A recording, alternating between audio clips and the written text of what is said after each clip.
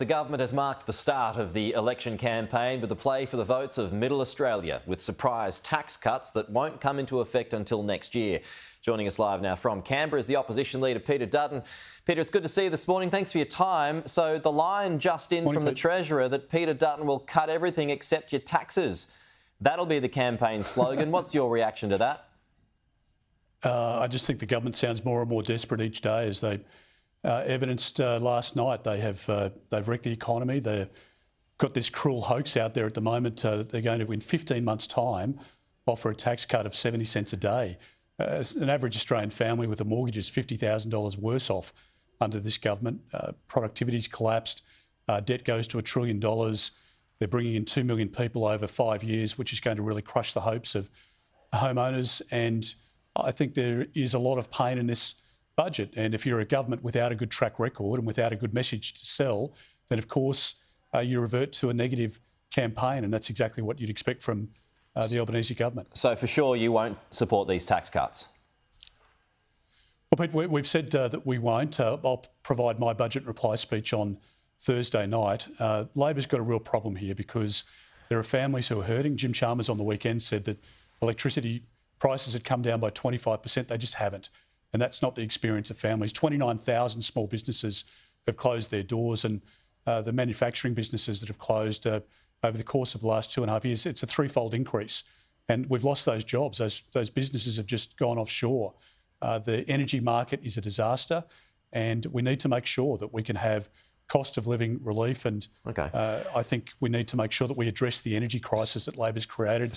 And also keep people safe. I think that's incredibly important. So will you offer more generous tax cuts tomorrow night? Well, Pete, it's a very good question, now asked twice, but I'll provide my response on Thursday night. I think the fact is that the government offering 70 cents a week in 15 months' time is a cruel hoax. 70 cents a day? It's not 70 cents a day. Either way, it's just a rounding error for families who, I think, as the Adelaide Advertiser point out, you can buy a McHappy meal. A mate of mine just texted me and said, you know, he paid $14, I think, for 2 cups of coffee yesterday. So, look, let's be realistic. This is it's a hoax. It's about the next 5 weeks, not the next 5 years. Okay. And for 70 cents a day, it's not going to help families in Labor's cost of living crisis. But I mean, if you don't offer, the politics of this is that if you don't offer tax cuts or more generous tax cuts, then that's going to follow you around for the campaign, right? So you're being forced to here, even if you weren't. Well, Pete, we've made decisions that we believe are in our country's best interests, and that's been a hallmark of our period in opposition. We've got an energy policy, the renewables-only energy policy at the moment, which is putting up the price of groceries. That hasn't been addressed in this budget. The government's bringing in 2 million people over 5 years. That's putting upward pressure on housing. They've announced the same 4 housing policies, over 4 budgets now, and they've not built a single house. We've got this 70 cents a day promise on the Never Never, and it's just not a serious budget that could be believable. And the debt grows to $1 trillion on Jim Chalmers' watch. And I just really feel for those families who are looking at their household budgets and the bills piling up at the moment. And under this government, they're getting no support. In fact, they're working harder, but they're going backwards. On that question of debt, will you commit to returning to surplus sooner than 2035?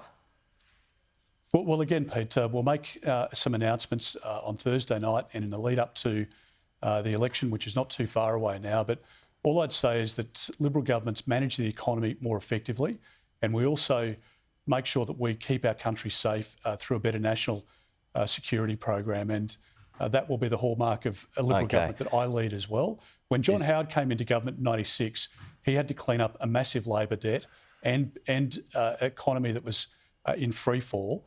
That is what is happening again now, and we will clean up Labor's mess, and we will make sure that we get our country back on track, and we'll help families, not hurt them. All right, was that a clue there? Now that you've seen the numbers, will you commit to higher defence spending at 2.5% GDP? Well, again, Pete, we'll make announcements on Thursday night, but I think the first charge of the Prime Minister is to keep Australians...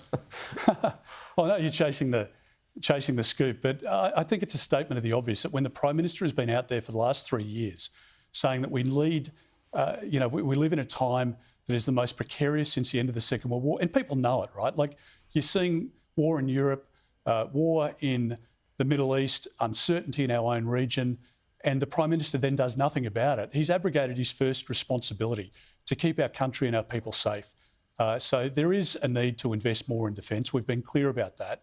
But this budget is about trying to win the next election, trying to bribe people with a 70 cent a day tax cut in 15 months' time, when families, the average family with a mortgage, they're $50,000 worse off under this government, and that's the pain that people are feeling. OK. I'll try one more on another policy, on migration. Will you cut net migration by 25% now that you've seen some numbers?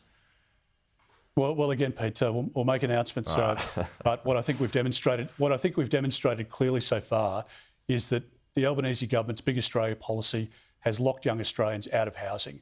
Our approach will be lower migration and more Australians into Australian housing. And that, I think, is an important difference between the two parties as we go to the next election. If you're a young person wanting to own a home, you'll be able to do it under a coalition government. You won't be able to do it under a Labor government. All right, we'll leave it there. That's the Opposition Leader, Peter Dutton. Thanks for your time, Peter. We'll chat again soon.